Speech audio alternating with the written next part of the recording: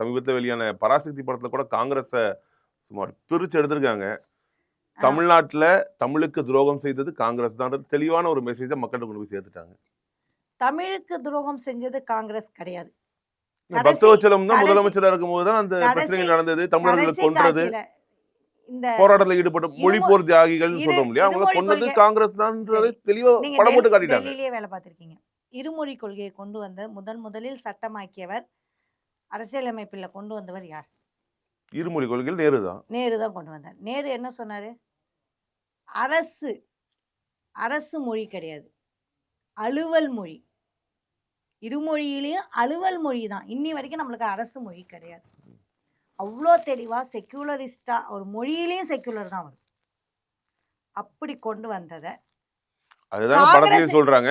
ஒரு நிமிடம் நேரு அவர்கள் கொண்டு ஒரு வந்து அந்த கொடுத்த அந்த உத்தரவாதத்தை மீறிட்டாங்க. ஒரு அடுத்து வந்த நிமிடம் ஒரு லால் நிமிடம் பகதூர் சாஸ்திரி அதை செய்யல. ஒரு நிமிடம் பக்தவச்சலம் கவர்மெண்ட் அதை இம்ப்ளிமெண்ட் பண்ண, இந்திய இம்ப்ளிமெண்ட் பண்ண அவ்வளவு முயற்சி மேற்கொண்டாங்க ஒரு நிமிடம் அப்படின்னு.